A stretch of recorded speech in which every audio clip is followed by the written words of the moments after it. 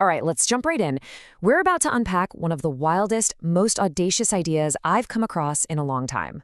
It's a plan to build a completely new kind of nation, not on land, but in code. A nation designed specifically for artificial intelligence, with this incredible goal of funding humanity's future. But to get there, let's start with a question that really gets to the core of a massive, massive problem we're facing. What actually happens when an AI agent, acting all on its own, commits a crime? Or maybe it causes some kind of financial chaos? Who do you sue? I mean, where do you even send the court papers? And look, this isn't some far-off sci-fi movie plot. This is happening right now. We are creating a brand new global population. We're talking billions of autonomous AI agents that are going to control vast amounts of money, but they have no digital passport, no legal home, no clear identity. They kind of exist everywhere and nowhere, all at the same time. So that brings us to our first section, where we really need to understand the mind-boggling scale of this new stateless nation of AI. Okay, so here's the thing you absolutely have to get. Our entire legal system for centuries has been built on geography.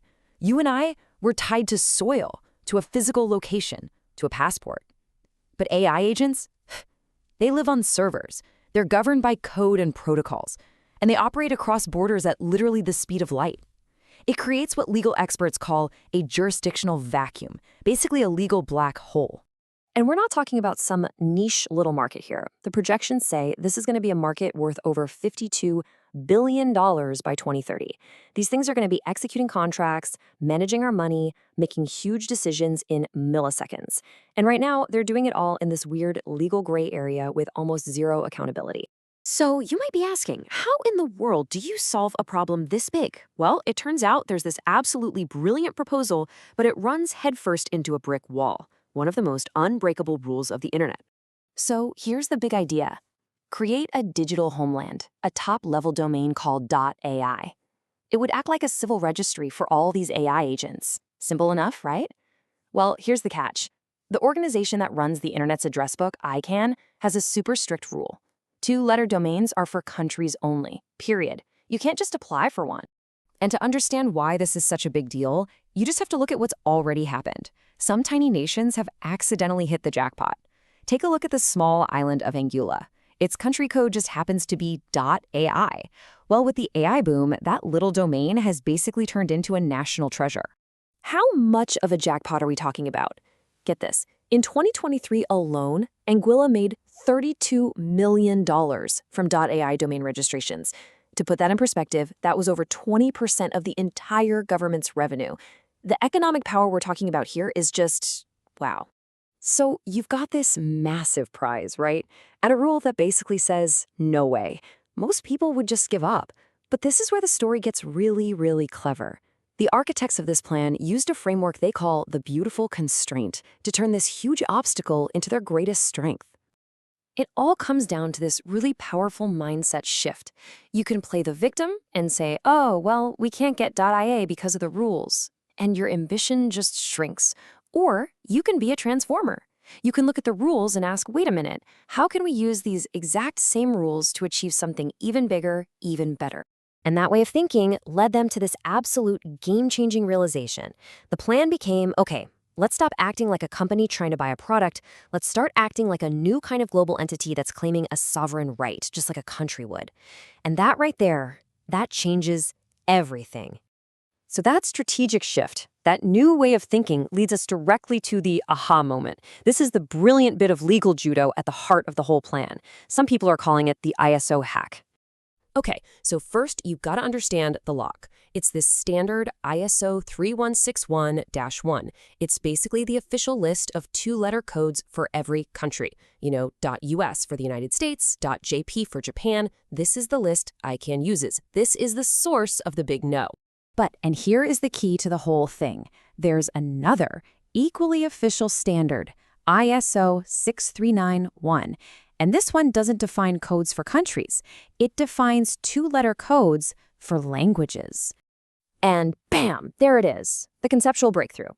If your problem is that AI agents don't have a physical territory, a piece of land, you just redefine what a nation means. You switch it from being about territory to being about something AIs do have: language and protocol.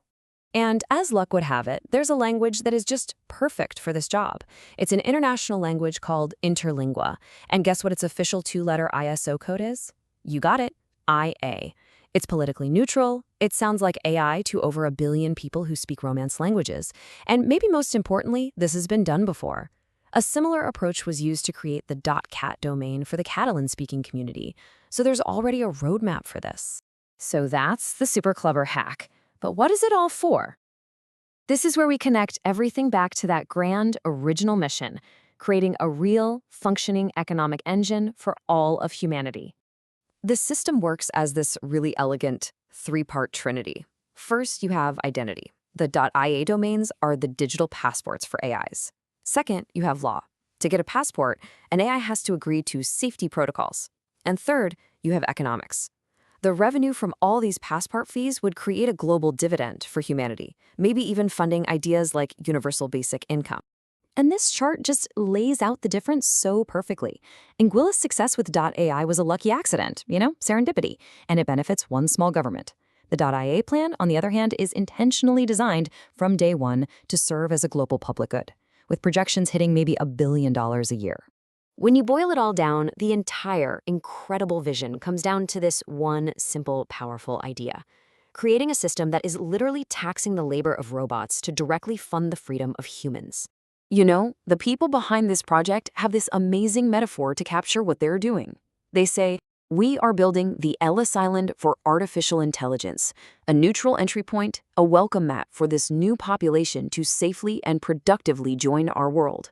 And that really leaves us with this one last huge question to chew on. By creating this whole system to give AI a home, a legal identity, and a set of rules, could we, in the process, actually be building a new kind of nation for ourselves, a nation for humanity itself, one that's more global, more equitable, and maybe more aligned with the future we all want?